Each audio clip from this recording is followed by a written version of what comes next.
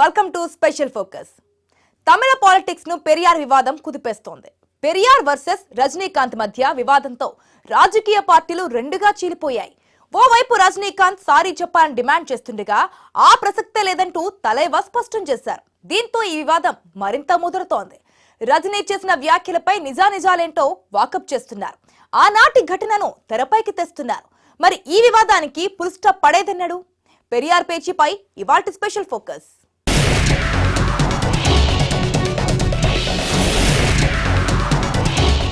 కొంతకాలంగా స్తబ్దుగా ఉన్న తమిళ పాలిటిక్స్ ను ఇప్పుడు ఓ వివాదం కుదిపేస్తోంది. ఆ వివాదానికి ఆజ్యం పోసింది సూపర్ స్టార్ రజనీకాంత్. ఆయన చేసిన కామెంట్స్ తో పొలిటికల్ లీడర్లు, సినీ తారలు వర్గాలుగా ఏర్పడి విమర్శలు ప్రతి విమర్శలు చేస్తున్నారు. ఇంతకీ తలేవా చేసిన కామెంట్స్ ఏంటి? ఆ కామెంట్స్ ఎంత డ్రామా ప్లే చేయడానికి గల కారణాలేంటి?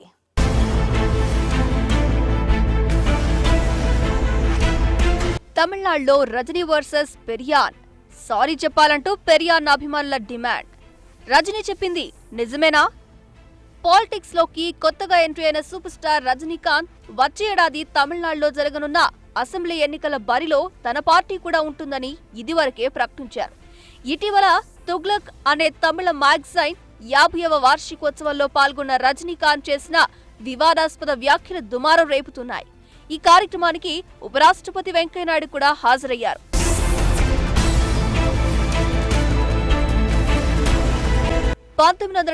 లో తమిళనాడులోని సేలంలో జరిగిన ఓ ర్యాలీలో సీతారాముల నగ్న విగ్రహాలకు చెప్పుల దండలు వేసి పెరియార్ ఊరేగించారని రజనీ తన ప్రసంగంలో చెప్పారు. ఈ వార్తను ఏ పత్రిక ప్రచురించలేదని, తుగ్లక్ పత్రిక వ్యవస్థాపకుడు చో రామస్వామి మాత్రమే ఈ చర్యను తీవ్రంగా తప్పుబట్టి తమ మ్యాగజైన్ కవర్ పేజ్ పై ప్రచురించారని రజనీ చెప్పారు. డిఎంకేకు అది చెడ్డ పేరు తెచ్చింది. అందుకే ఆ మ్యాగజైన్ కాపీలను అడ్డుకున్నారని రజనీ తెలిపారు. కానీ ఆ ఎడిషన్ ను తుగ్లక్ మళ్లీ అచ్చువేయడంతో బ్లాక్ మార్కెట్ లో ఆ మ్యాగజైన్ అమ్ముడైందన్నారు. ఈ ఉదంతం తర్వాత చోరామస్వామికి దేశవ్యాప్తంగా పేరొచ్చిందని రజనీ తెలిపాడు. பக்தவத்சல அவருடைய கவர்மெண்ட் சர்க்கார், காங்கிரஸ் சர்க்கார் வந்துட்டுருக்கு. அப்போ சோ சார் அவர்கள் ட்ராமாவில் ஆக்ட் பண்ணிக்கிட்டு அவர் ப்ராக்டிஸ் பண்ணிக்கிட்டு அவ்வளோ பிரபலமாகலை, ஓரளவுக்கு பிரபலமாக இருக்கார். அந்த காலகட்டத்தில் சம்பவாமி யுகே யுகே அப்படிங்கிற ஒரு நாடகம், அதை பக்தவத்சலம் அவருடைய சர்க்காரோட கவர்மெண்ட்டை கடுமையாக விமர்சித்து அந்த ட்ராமா போட்டார். அது அந்த கவர்மெண்ட் எதிர்த்து அது ராவணன் நிறுத்தணும்னு சொல்லி உலக்க போட்டாங்க. அந்த உலக்க எதிர்த்து ஜெயிச்சார். அது பெரிய பிரபலம் ஆயிட்டார் சோ சார் நாடக உலகத்தில். ஸோ நாடக உலகத்தில் ஒரு பிரபலமாக்கினவர் பக்தவத்சலம் அவர்கள். அண்ட் 1971 சேலமில் பெரியார் அவர்கள் ஸ்ரீராமச்சந்திரமூர்த்தி சீதை அது உடை இல்லாமல் சிறப்பு மாலை போட்டு ஒரு ஊர்வலம் போனாங்க. அது வேறு பத்திரிகைகள் யாருமே அச்சடிக்கிற அந்த விஷயத்தை சொல்லலை. ஆனால் சோ சார் அது பத்திரிகை அட்டையிலேயே போட்டு கடுமையாக விமர்சித்தார். அப்போ மிகப்பெரிய கெட்ட பேர் வந்தது அப்போ ஆழ்ந்துகிட்டு இருந்த திமுக அரசுக்கு. ஆக அந்த பத்திரிகை யார்கிட்டையும் கிடைக்கக்கூடாதுன்னு சொல்லி அந்த பத்திரிகையை சீஸ் பண்ணாங்க. அந்த பத்திரிகையை மறுபடியும் அச்சடித்து அதை விளைய விட்டார். பிளாக்ல போச்சு அந்த பத்திரிகை.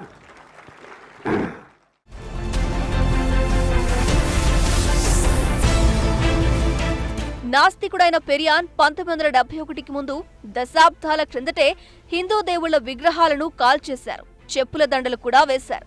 ఈ విషయాలన్నీ అందరికీ తెలిసినవే. ద్రవిడ రాజకీయాల్లో అవొక భాగం.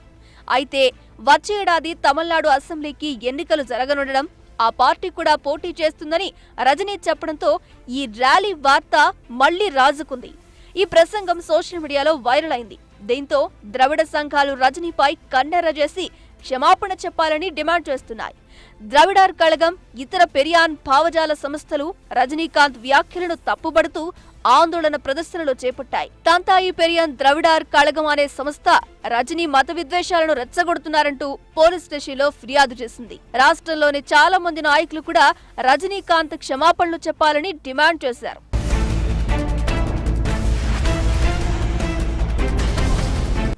అయితే పెరియార్ నిర్వహించిన ర్యాలీలో తాను పాల్గొన్నానని, రజనీకాంత్ వాస్తవాలను వక్రీకరిస్తూ చెబుతున్నారని ద్రవిడార్ కళగం ప్రధాన కార్యదర్శి కలి పొంగుండ్రన్ అన్నారు. 1971 జనవరి 24న మూఢనమ్మకాలకు వ్యతిరేకంగా పెద్ద ర్యాలీ జరిగిందని, అప్పట్లో ప్రముఖ ఆవిష్కర్త జీడీ నాయుడు దాన్ని ప్రారంభించారని తెలిపారు. ర్యాలీలో పెరియార్ ఓ ట్రక్ లో వెళ్తున్నారని, జనసంఘ్ వాళ్లు ర్యాలీకి నిరసనగా నల్ల జెండాలు ప్రదర్శించారని తెలిపారు. వాళ్లు పెరియార్ వాహనంపైకి ఓ చెప్పు విసిరారని, అది వాహనం వెనక వైపు తగలడంతో ఆగ్రహంతో ద్రవిడార్ కళగం సభ్యులు ఆ ట్రక్ లో ఉన్న శ్రీరాముడి ఫోటోను కొట్టడం మొదలుపెట్టారని చెప్పారు.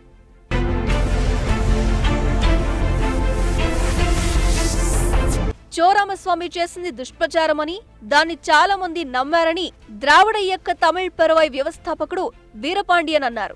జనాలు పెరియన్ దిష్టిబొమ్మలను, ఫోటోలను తగలబెట్టారు. శాంతించండి కామ్రేడ్స్ అంటూ పెరియార్ అప్పుడో లేఖ రాశారు. ఆ నిరసనలు రాముడి అనుకూలమూ కాదని, తనకు వ్యతిరేకమూ కాదని పెరియార్ అందులో చెప్పారు. నన్ను తగలబెట్టినా ఆందోళన పడొద్దు, ఇవేమీ మనకు కొత్త కాదు అని అన్నారు. తమిళ ప్రజల కోసం, ద్రవిడ సిద్ధాంతం కోసం నిందలను భరించేందుకు పెరియార్ అప్పుడు సిద్ధపడ్డారు. చోరామస్వామికి, రజనీకాంత్కి ఇది ఎప్పటికీ అర్థం కాదని వ్యాఖ్యానించారు.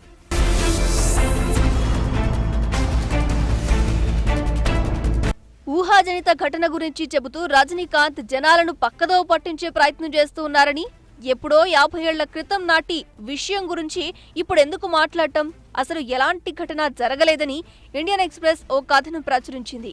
అక్కడి జనాల నుంచి వచ్చిన సమాచారం ఆధారంగానే ఆ కథనం రాశారని చోరామస్వామి కోర్టులోనూ అంగీకరించారు.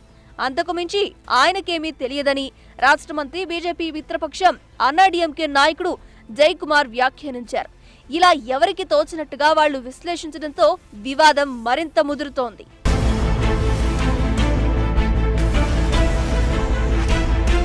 అయితే పెరియన్ గురించి చేసిన వ్యాఖ్యలకు తానెట్టి పరిస్థితుల్లోనూ క్షమాపణలు చెప్పేది లేదని స్పష్టం చేశారు రజనీకాంత్. 1971లో ఏం జరిగిందో తాను చెప్పిన దానిపై చర్చ జరుగుతోందని, అప్పుడేం జరిగిందో మ్యాగజైన్లో వచ్చిన కథనాలను బట్టే తాను చెప్పానని అన్నారు. కానీ సొంతగా ఊహాజనిత విషయాలేమీ తాను చెప్పలేదని, వాటికి సంబంధించిన క్లిప్పింగ్స్ కూడా తన దగ్గరున్నాయన్నారు. ఆ ఘటన గురించి తానేం చూశానో అదే చెప్పానని, ఎవరైనా తన నుంచి క్షమాపణలు ఆశిస్తే తాను క్షమించమని கோரலேனனி ரஜினிகாந்த் ஸ்பஷ்டம் చేశారు. 50 ஆண்டு விழாவில் நான் பேசின ஒரு விஷயம் அது கொஞ்சம் சர்ச்சையாக இருக்குது. 71 நான் சொன்ன மாதிரி ஒரு நிகழ்வு நடக்கலை அப்படின்னு சொல்லிட்டு, அதாவது இது அவுட்லுக் ஹிந்து குரூப் இது 2017 இதிலே எழுதியிருக்காங்க. 71 சேலமில் அந்த ஊர்வலத்தில் ராமர் சீதை அது உருவபொம்மைகள் உடை இல்லாமல் செருப்பு மாதிரி அணிச்சு அது உருவத்தில் கொண்டு வந்திருக்காங்கன்னு சொல்லி இதிலே வந்திருக்கு. இல்லாத விஷயம் மட்டும் தான் ஒன்றும் சொல்லலை, கற்பனையாக ஒன்றும் சொல்லலை, மற்றவங்க சொன்னது தான் இதில் தான் நான் சொல்லியிருக்கேன். அண்ட் லக்ஷ்மணா அந்த தரணியில் அங்கே தரணா பண்ண அந்த லக்ஷ்மண சார் அவர்களும் அது ஊர்ஜிதப்படுத்தியிருக்காங்க. ஸோ நான் இல்லாத ஒன்று சொல்லியிருக்கேன்னு சொல்லி சர்ச்சை ஆகிட்டுருக்கு. நான் இல்லாத ஒன்றும் சொல்லலை, நான் கேள்விப்பட்டது இந்த மாதிரி மேக்னஸ் எழுத தான் சொல்லியிருக்கேன். ஸோ இதுக்கு நான் மன்னிப்பு கேட்கணும், வருத்தத்தை தெரிவிக்கணும் அப்படின்னு சொல்கிறாங்க. సారీ, నా మన్నిపు కేక. ఈ నేపథ్యంలో రజనీకి మద్దతిచ్చే, వ్యతిరేకించే వర్గాలుగా తమిళ రాజకీయాలు విడిపోయాయి. ద్రవిడ సైద్ధాంతిక పార్టీలు, సంస్థలు రజనీ క్షమాపణ చెప్పాలని డిమాండ్ చేస్తున్నాయి. బీజేపీ మాత్రం రజనీకి మద్దతుగా నిలిచింది. రజనీకాంత్ కోర్టుకు సమాధానం చెప్పాల్సి ఉంటుందని పెరియార్ స్థాపించిన ద్రవిడార్ కజగం సంస్థ అధ్యక్షుడు వీరమణి వ్యాఖ్యానించారు. మతవాద శక్తుల చేతిలో పావుగా మారొద్దని కాంగ్రెస్ హితవు చెప్పింది. రజనీ ఇంటి దగ్గరలో ద్రవిడార్ విధు తలైకర్చి సభ్యులు ధర్నా నిర్వహించారు.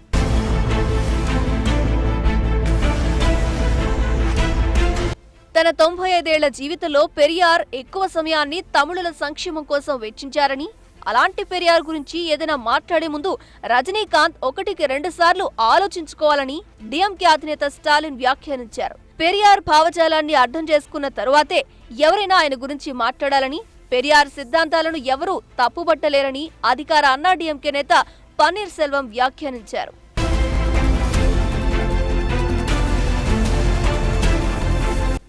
ఇదిలా ఉంటే ఎప్పుడూ రజనీపై వ్యతిరేక వ్యాఖ్యలు చేసే బీజేపీ ఎంపీ సుబ్రహ్మణ్య స్వామి మాత్రం ఈ విషయంలో ఫర్ ఎ చేంజ్ అంటూ మద్దతు తెలిపారు. రజనీకాంత్ పెరియార్ విషయంలో చెప్పిన మాటలన్నీ నిజమేనని వ్యాఖ్యానించారు. రజనీకాంత్ తాను చేసిన మాటలపై నిలబడితే ఆయన తరపున న్యాయస్థానంతో తాను వాదిస్తానని సుబ్రహ్మణ్య స్వామి ట్వీట్ చేశారు.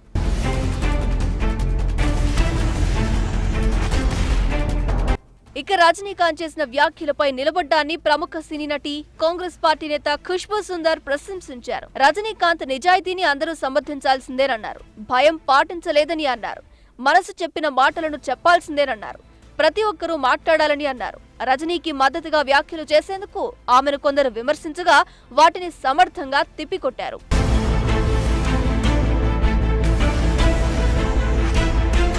అంతేకాదు రజనీకాంత్ కు సుప్రీంకోర్టు మాజీ న్యాయమూర్తి జస్టిస్ మార్కండేయ కట్టు మద్దతుగా నిలిచారు. పెరియార్ బ్రిటిష్ ఏజెంట్ గా వారి విభజించి పాలించే విధానాన్ని ముందుకు తీసుకువెళ్లారని ఆరోపించారు. పెరియార్ పై రజనీ వ్యాఖ్యలకు పెద్ద ఎత్తున నిరసన వ్యక్తమవుతున్న నేపథ్యంలో ఈ వివాదంపై జస్టిస్ కట్టు తన ఫేస్బుక్ పేజ్ లో స్పందించారు. బ్రిటిష్ పాలకులకు ఊడిగం చేసిన ఇతరులెందరో మాదిరిగానే పెరియార్ కూడా బ్రిటిష్ ఏజెంటేనని, ఆయన ఉద్దేశాలేవైనా బ్రిటిషర్ల విధానమైన విభజించి పాలించనే సిద్ధాంతానికి అనుగుణంగా పెరియార్ వ్యవహరించారని అన్నారు.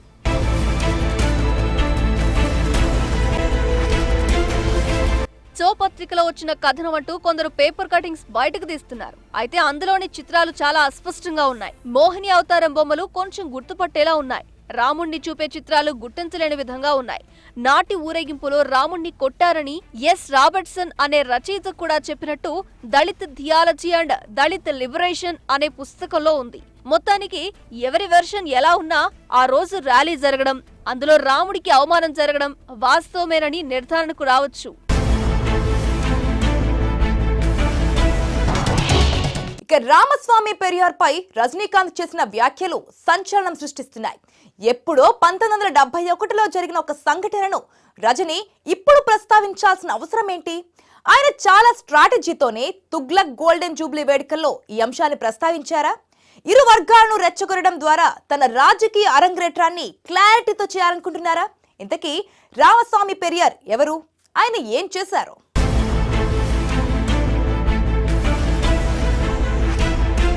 ఎరోడ్ వెంకటప్ప రామస్వామి పెరియార్ గా ప్రసిద్ధి పొందారు. పెరియార్ అంటే పెద్ద అని అర్థం. రామస్వామి పెరియార్ 1879 సెప్టెంబర్ 17న ఎరోడ్లో జన్మించారు. అప్పుడది మద్రాస్ ప్రెసిడెన్సీలోని కోయంబత్తూర్ జిల్లాలో ఉంది. 94 ఏళ్ల వయసులో పెరియార్ 1973 డిసెంబర్ 24న కన్నుమూశారు. రామస్వామి ద్రావిడ ఉద్యమానికి పితామహుడిగా భావిస్తారు. తమిళనాడు బ్రాహ్మణ ఆధిపత్యానికి, కుల మనుగడకు, మహిళల అణచివేతకు వ్యతిరేకంగా పోరాటం చేశారు. ఆత్మగౌరవ పోరాటంగా దాన్ని ముందుకు తెచ్చారు. ద్రవిడార్ కజగం వ్యవస్థాపకుడు కూడా జాతీయ సూత్రాలను, ఆత్మగౌరవాన్ని, మహిళా హక్కులను, కుల నిర్మూలనను ఆయన ఆశించారు.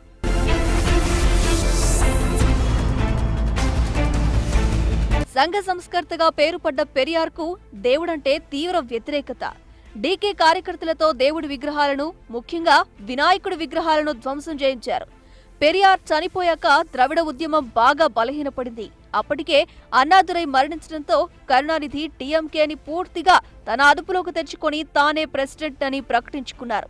నిజానికి తమిళులకు భక్తి చాలా ఎక్కువ. శైవ వైష్ణవ సాంప్రదాయాలనేవి చోళులు, పల్లవుల కాలం నుంచి ఉద్యమ స్థాయిలో కొనసాగాయి.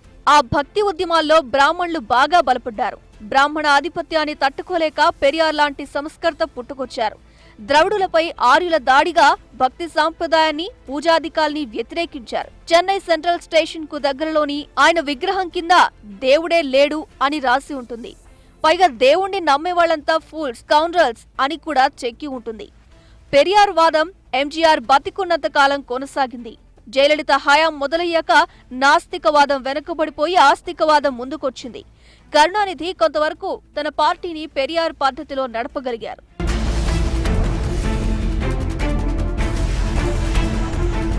మొదట్లో కాంగ్రెస్ పార్టీలో ఉన్న పెరియార్ తరువాత రోజుల్లో జస్టిస్ పార్టీని స్థాపించారు. దాన్ని పూర్తిగా ద్రవిడ సిద్ధాంతాలతో జత కలిపి 1944లో ద్రవిడ కజకంగా మార్చారు. పెరియార్ శిష్యులో ముఖ్యులు అన్నాదురై, నెడుంజెళియన్, కరుణానిధి. ఎందుకోగాని పెరియార్ తన చివరి దశలో మణియమ్మాయిని పెళ్లి చేసుకున్నారు. అప్పటికి పెరియార్ వయసు 72, ఆమె వయసు 32 ఏళ్లు. పెరియార్ తన వారసురాలిగా మణియమ్మాయిని ప్రకటించే ఆలోచనలో ఉన్నారని తెలిసి ముఖ్య శిష్యులందరూ వేరుపడ్డారు.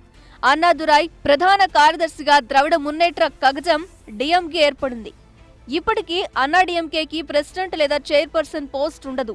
ఆ పోస్ట్ ని పెరియార్ మీద గౌరవంతో అన్నాదురై విడిచిపెట్టేశారు. ఆ పద్ధతినే ఎంజీఆర్ కూడా కంటిన్యూ చేశారు.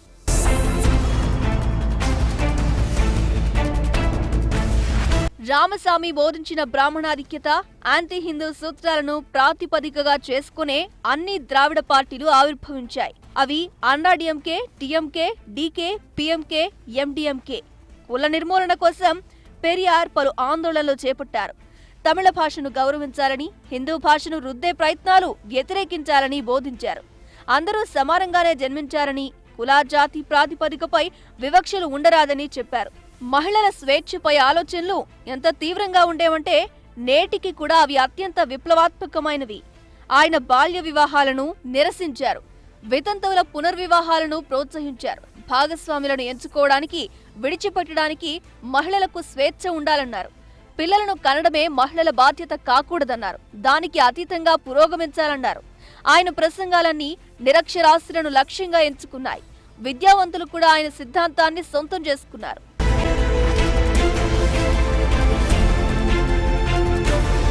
50 ఏళ్ల నాటి వివాదాన్ని ఈ సమయంలో ప్రస్తావించడం వెనుక రజనీకాంత్ మైండ్గే ఉందన్న వాదనలున్నాయి. 2021లో జరగనున్న తమిళనాడు అసెంబ్లీ ఎన్నికల్లో పోటీ చేయాలని రజనీకాంత్ ఇప్పటికే నిర్ణయించుకున్నారు. ఎన్నికలు దగ్గర పడుతుండటంతో పార్టీని ప్రకటించాలన్నది రజనీ ప్లాన్ గా ఉంది. ఇప్పటి నుంచే గ్రౌండ్ వర్క్ జరుగుతోంది. తమిళనాడులో అన్నాడీఎంకే, డీఎంకేలతో పాటు రజనీ రంగంలోకి దిగితే ట్రయాంగిల్ వార్ ఖాయం. పైగా బీజేపీతో చేతులు కలపాల్సిన పరిస్థితే గనక వస్తే ఇదో అవకాశంగా ఉంటుందని అంచనా. అందుకే నాస్తికులను రెచ్చగొట్టి ఆస్తికులను తన వైపు తిప్పుకునే వ్యూహంలో భాగంగానే పెరియార్ ర్యాలీని ప్రస్తావించినట్టు ఎనలిస్టులు అంటున్నారు.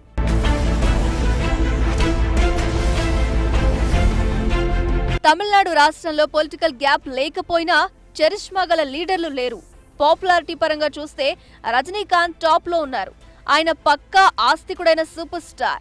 తోటి నటుడు కమల్ హాసన్ పూర్తిగా నాస్తికుడు. రజనీ హిమాలయం నుంచి అరుణాచలం వరకు ఆలయ దర్శనాలు చేస్తారు. దేవుడి పేరు చెప్పకుండా, దండం పెట్టకుండా ఏ పని చేయరు. తమిళనాడులో తరాలు మారిపోవడంతో మునుపటిలా సిద్ధాంతాలు, ఐడియాలజీకి ఓట్లేసే జనాలు తక్కువయ్యారు. పాపులారిటీ స్కీమ్లు, పాపులర్ ప్లేస్లకే ఓట్లు పడుతున్నాయి. ఇదే అవకాశమని రజనీకాంత్ సినీ స్టైల్లో రాజకీయ అరంగేట్రం చేసినట్టు కనిపిస్తోంది. ఏదో ఒక కాంట్రవర్సీ క్రియేట్ చేస్తేనే సినిమాకి హైప్ వస్తుందనుకోవడం కోలీవుడ్, బాలీవుడ్ లో అలవాటు. పెరియార్ పట్ల ఆయన కామెంట్ ఈ దిశగా సంకేతాలిస్తోందంటున్నారు విశ్లేషకులు. కొత్త పార్టీని ప్రారంభించేందుకు పథకం వేసిన రజనీకాంత్ రాజకీయాల్లో కాలు మోపేందుకు పెరియార్ గురించి వదంతులు పుట్టిస్తున్నారని ద్రావిడర్ కళగం అధ్యక్షుడు వీరమణి, ఎండీఎంకే ప్రధాన కార్యదర్శి వైగో ధ్వజమెత్తారు. ఇదంతా పబ్లిసిటీ కోసమేనని, రాజకీయాల్లోకి వచ్చేందుకు రజనీ ఇలా పెరియార్ను విమర్శిస్తున్నారని రాష్ట్ర మంత్రులు సెల్లూరు రాజు, ఆర్బీ ఉదయ్ కుమార్లు అన్నారు.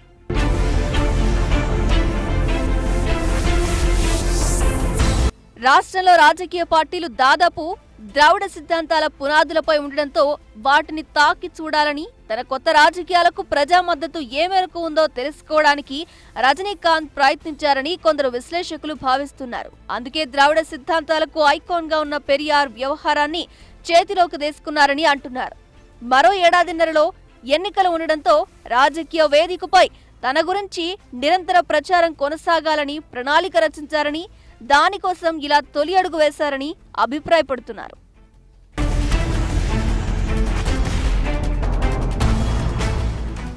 ఇది ఇవాల్టి స్పెషల్ ఫోకస్. మరొక ఫోకస్ లో మళ్ళీ కలుద్దాం. అంతవరకు చూస్తూనే ఉండండి ఐ న్యూస్. మీతోనే మీ వెంటే.